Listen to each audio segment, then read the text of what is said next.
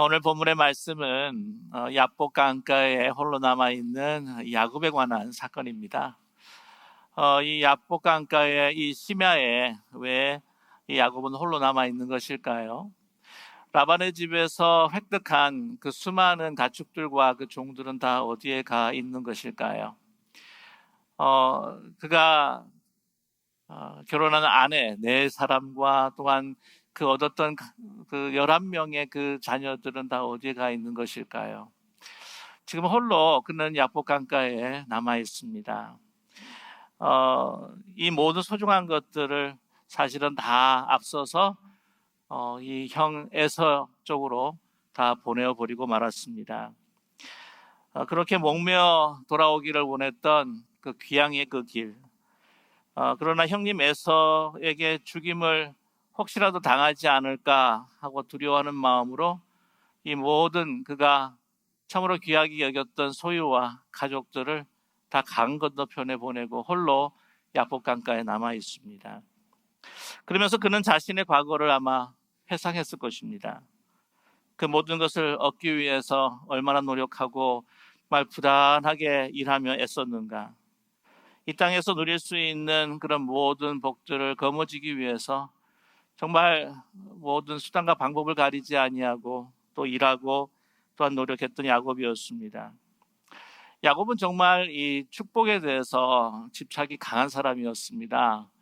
아시겠지만 그 형의 장자권을 빼앗기 위해서 또한 에서에게 배고픈 시장한 에서에게 또한 죽으로 그것을 바꾸지 않겠느냐라고 그 딜을 했던 사람이었기도 했습니다. 뿐만 아니라 아버지 이삭이 나이가 들고 또한 눈이 어두웠을 때에 이제 형에게 맛있는 것을 또 요리해서 가져다 주면은 내가 그것을 먹고 너희를 축복하리라라고 하는 이야기를 듣게 되었습니다. 그래서 그것을 기회로 삼아서 어머니 그 리브가와 함께 이를 꾸미게 되지요. 그래서 에서인 양 자기가 목과 또한 손 그 모든 것에 또 염소의 털을 발라서 이제 맞이게 드릴 수 있도록 요리를 또한 제공하고 축복해 달라고 이야기합니다. 그래서 아버지 이삭이 내가 누구냐라고 했을 때 저는 에서입니다라고 이렇게 말했다고 하는 것이죠. 그런 모든 일을 꾸미는 가운데에 아버지 이삭으로부터 모든 장자권의 축복을 얻게 됩니다. 이것을 다 알고는 이제 그에게 줄 수 있는 축복이 없자 에서는 분노하면서 이 야곱을 죽이려고 합니다. 그 죽음을 당할까 두려워하는 가운데에 그 고향을 떠나게 되지요. 그래서 그는 라반 삼촌의 집으로 이제 당도하게 됩니다. 거기서 또 라반의 또 속임수, 삼촌의 속임수로 인해서 14년 동안 또한 일을 하면서 사랑하는 그 라헬을 또한 아내로 얻게 되었다고 하는 것이죠. 대릴사위 노릇을 하면서 또한 자신의 그 꾀와 또한 재주를 부려서 정말 얻을 만큼 또 다 얻게 됩니다. 야곱은 그런 면에서 보면은 축복에 있어서 굉장히 집요한 사람이요, 또한 영악한 사람이라고 말할 수가 있습니다. 그에게 많은 소와 또한 이 가축이 있고 또한 가족이 이제 주어졌던 그에게는 이제 한 가지 소망이 있었던 것은 이제 그리운 고향으로 다시 귀향하는 것이었습니다.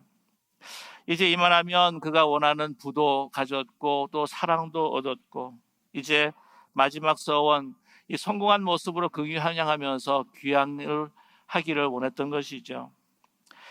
고향을 강 넘어 두고 이제 형 에서와 대면해야 할 수밖에 없었습니다. 20년 전의 일이었죠.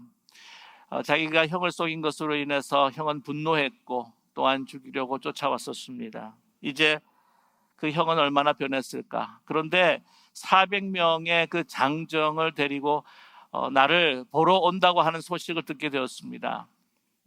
이 소식을 듣게 되었을 때에 과연 기쁨으로 나를 마중하기 위해서 에서 형이 나를 찾아오는 것일까, 아니면 나를 죽이려고 오는 것일까.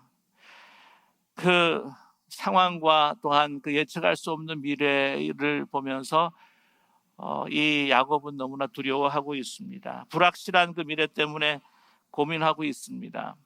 오랜 세월 동안 갖은 애를 쓰고 노력해서 이어뒀던 것, 이제 한순간에 그 에서의 형님의 칼에 의해서 다 빼앗기게 되는 것은 아닐까, 나의 목숨까지도 빼앗기게 되는 것은 아닐까 두려워했던 것이죠. 그는 작전을 짭니다.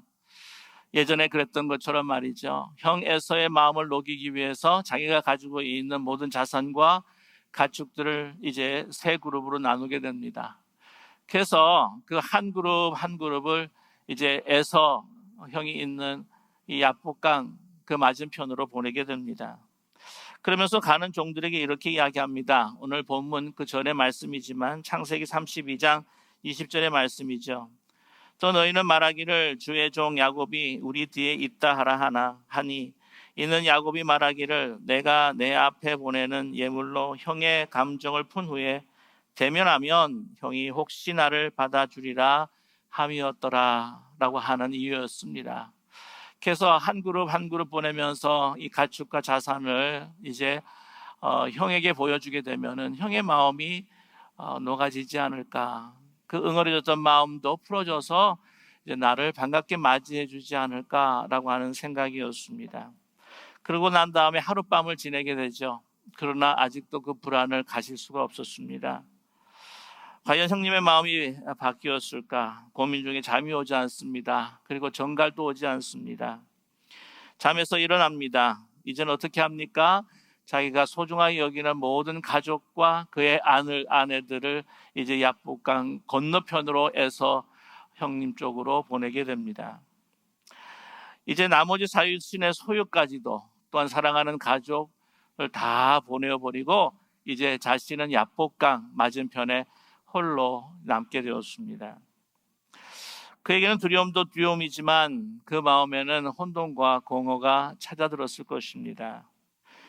귀향하는 것을 제외하고 그가 그렇게 추구하고 바라고 원했던 것, 정말 부를 얻고 사랑도 얻고 성공을 얻었습니다. 그러나 이제 그 모든 것들을 정의해주고 행복하게 해줬던 모든 것들이 이제는 지금 이 순간 다 사라지고 없는 가운데 그가 존재하고 있다고 하는 것이죠. 깊은 고민에 빠졌습니다.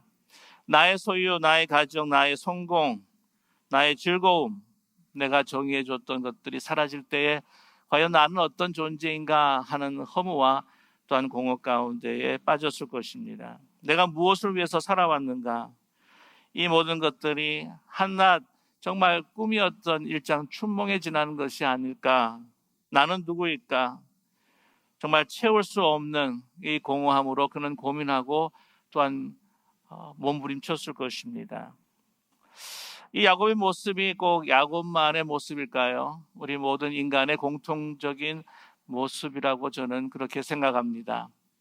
우리가 두려움과 위협 가운데서 모든 것을 이제 잊어버릴 수밖에 없는 상황에 돌입했을 때, 나 혼자일 때에, 내가 정말 소중히 여겼던 모든 것들이 나로부터 다 사라질 때에 우리는 진정 나 자신이 누구인가 발견하기 시작한다고 하는 것이죠. 상실과 큰 고독 속에서 우리는 인생의 가장 기본적인 근본적인 질문을 던질 수밖에 없다는 것입니다. 그래서 여러분, 고독이라고 하는 것은, 홀로 남게 되고 홀로 있다고 하는 것은, 그것은 결코 저주라기보다 우리에게 하나님께서 나 자신을 발견하고 하나님을 만날 수 있는 그런 축복의 통로라고 하는 것이죠. 고독이 없을 때는 우리는 세상에 묻혀서 살아갈 수밖에 없습니다. 이 고독 가운데 나 자신을 발견한다는 것, 그 아픔이 있지만, 그러나 나 자신을 또한 그것을 통해 하나님을 발견할 때에 우리에게는 진정한 영원한 기쁨이 우리에게 다가오게 된다고 하는 것이죠. 진정한 삶의 변화를 위한 갈등과 고민을 위해서는 우리는 홀로 남아 있어야 할 때가 있다는 것입니다. 헨리 나우인의 유명한 말이 있습니다. The desire for solitude is the first sign of prayer. 홀로 있기를 동경하는, 홀로 있고자 하는 그 고독감, 그것은 바로 하나님께 기도하고자 하는 첫 사인이다 라고 그는 고백하고 있습니다. 고독과 외로움, 홀로 남아있다고 하는 것, 이것은 바로 은총이라고 하는 것이죠. 나 자신을 찾고자 하는 시간일 뿐만 아니라 그것을 통해서 우리는 하나님을 찾게 되고 하나님 앞에 기도하고 무릎 꿇는 시간이 될 수 있습니다. 고독이 없을 때는 자신을 바라보지 못하게 됩니다. 절대 고독감이 없다고 한다면 우리는 자신을 바라보지 못하고 우리는 다 주변을 바라보면서 그것을 통해서 나의 정체성을 찾게 된다고 하는 것이죠.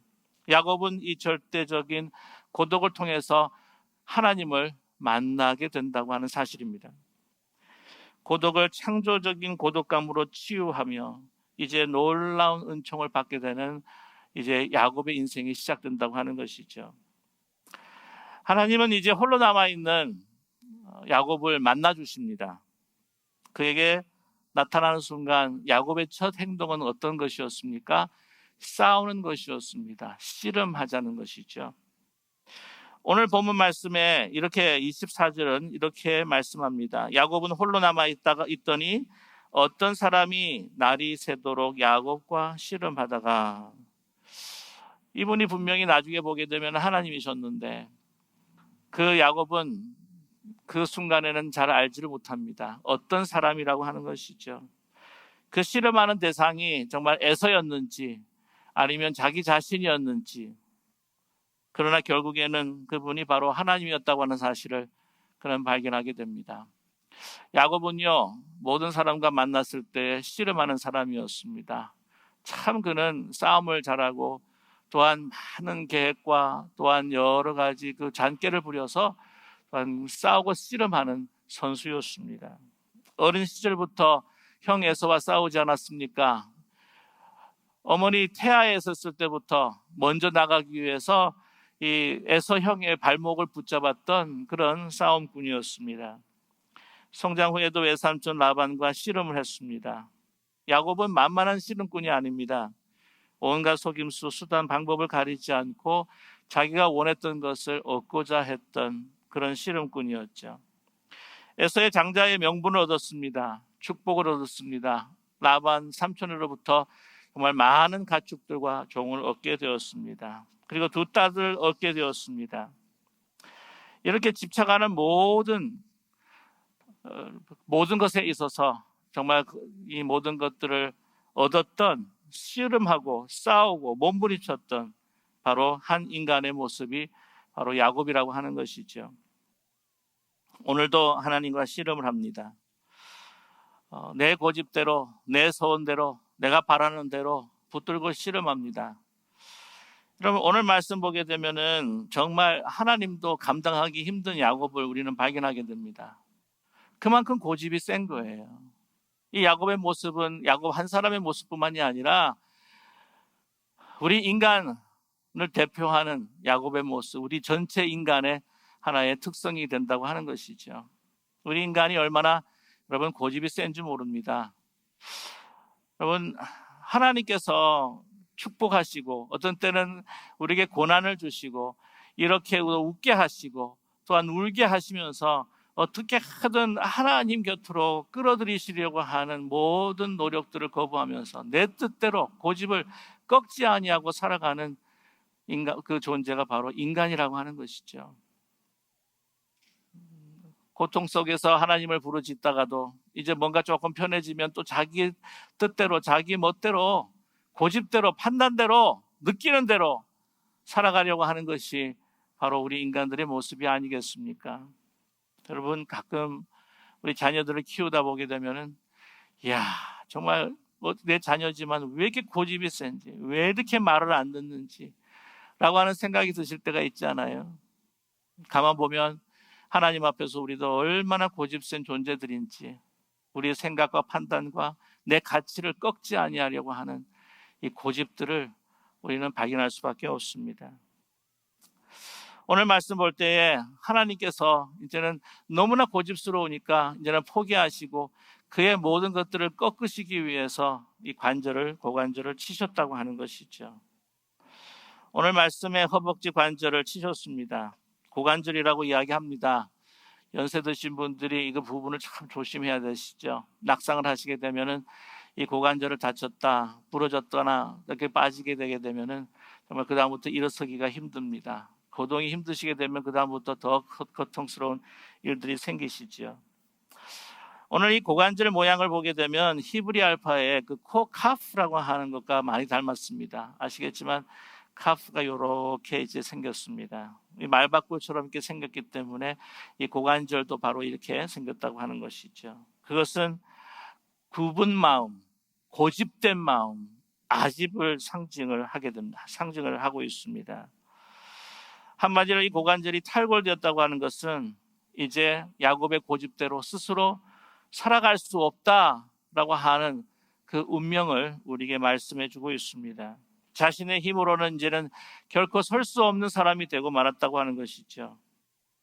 그동안에 스스로 힘으로 살아왔는데 그것을 꺾을 수 없었던 이제 하나님께서 이제는 마지막으로 그의 고관절을 치셔서 이제는 그의 생각과 모든 삶을 이제 꺾어 놓으시겠다고 하는 것이었습니다.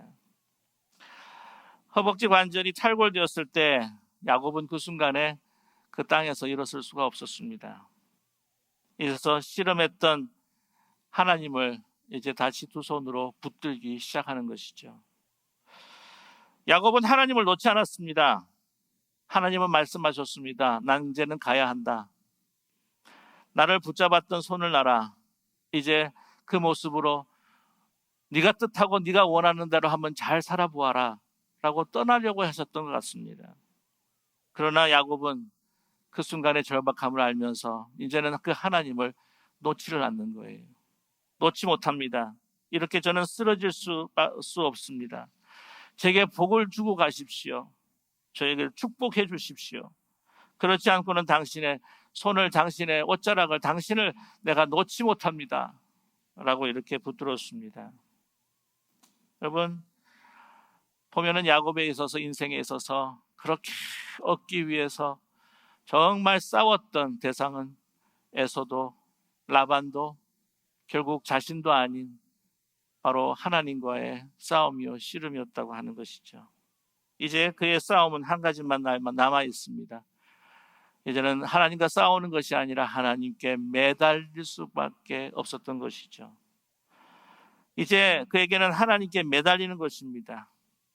이제는 도저히 그 스스로 일어서서 싸움을 할 수가 없기에 이제는 하나님께 매달릴 수밖에 없었습니다. 마지막 하나님의 그 보류를 이제는 사용하셨던 것이죠. 그분에게만 매달립니다. 복을 주시지 않을까지는 결코 내가 놓지 않겠습니다.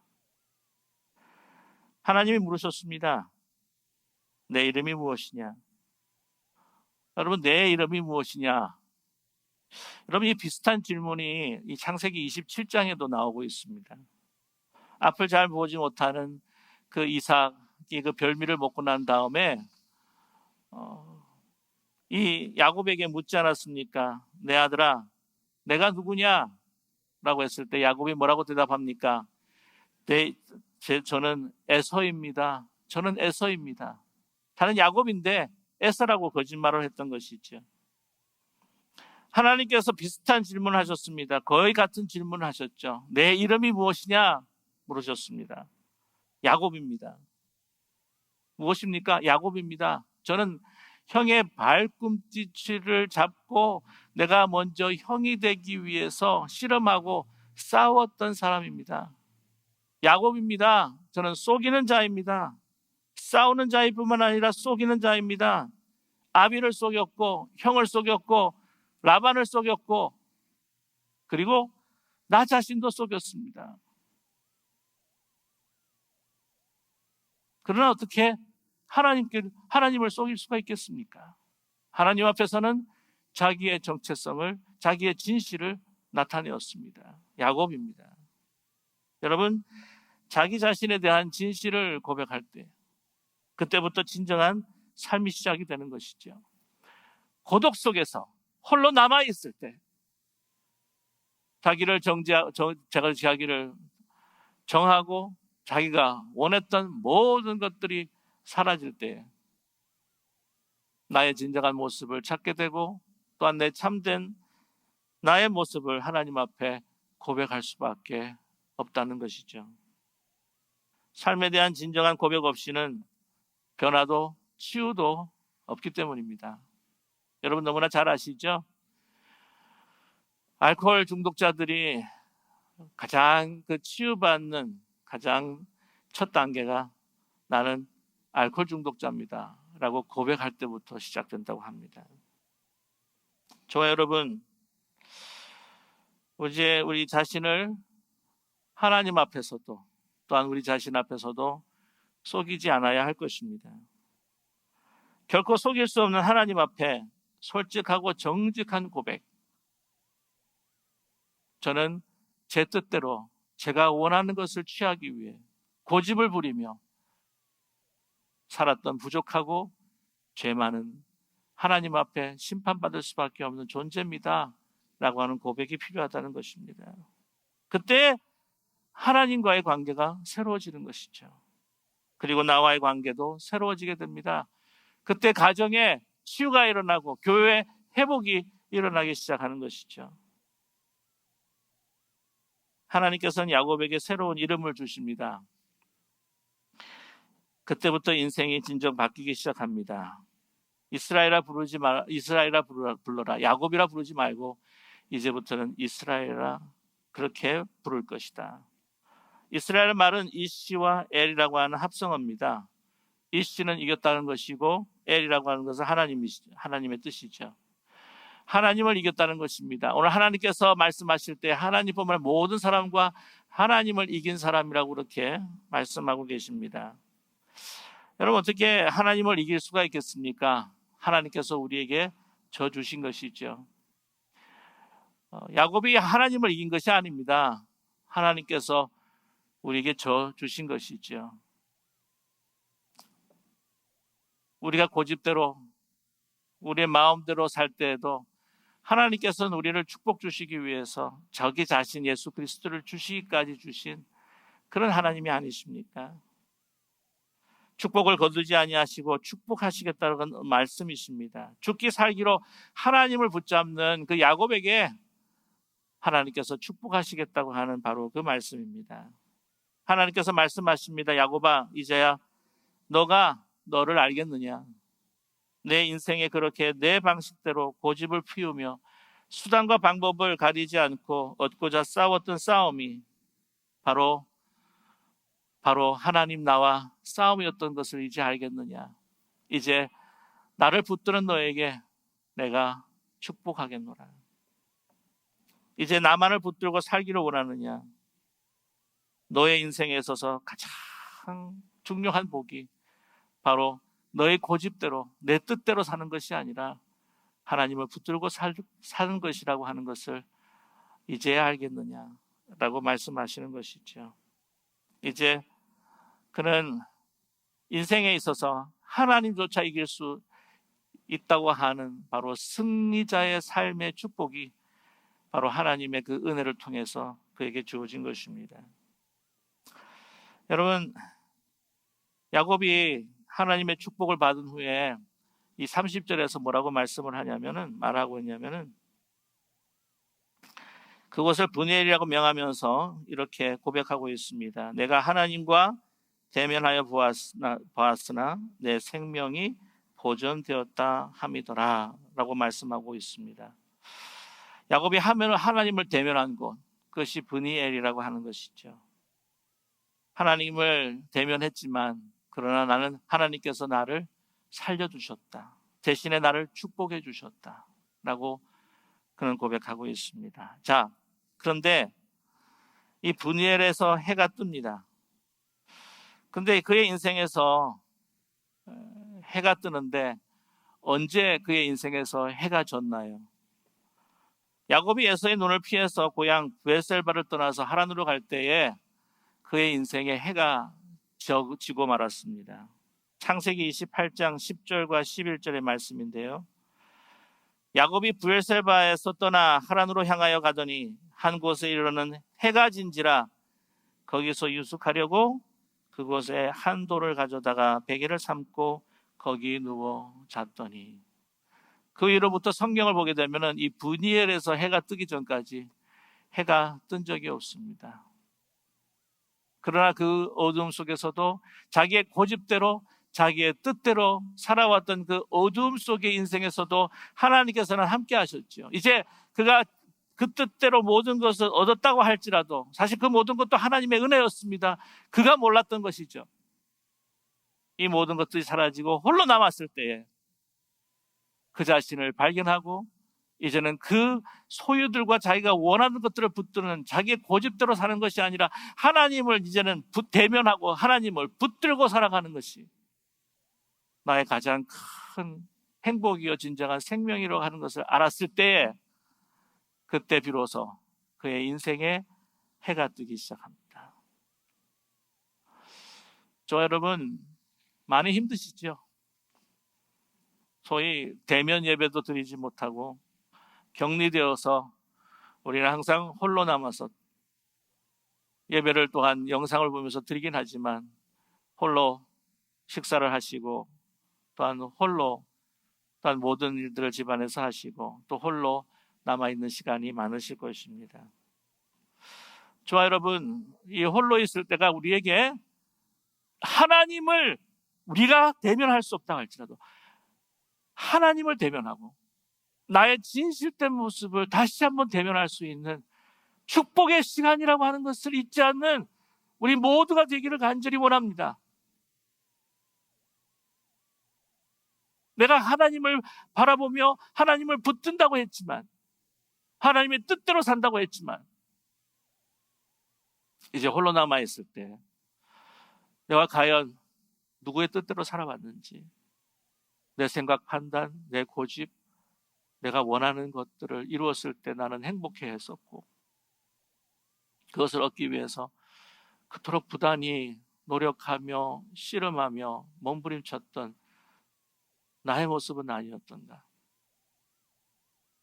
이제 우리가 고집을, 우리의 판단을, 생각을 꺾고 나 자신의 초라한 진정한 모습, 하나님 없이는 일어설 수 없는 나 자신의 모습을 대면하고 이제 우리를 일으켜 세워주시고 인도해 주시고 축복해 주실 하나님을 대면하는 여러분의 지금 홀로의 현장이 하나님의 얼굴을 대면한 분이엘이 되시기를 주님의 이름으로 간절히 축원하고 축복합니다. 아멘. 기도하겠습니다.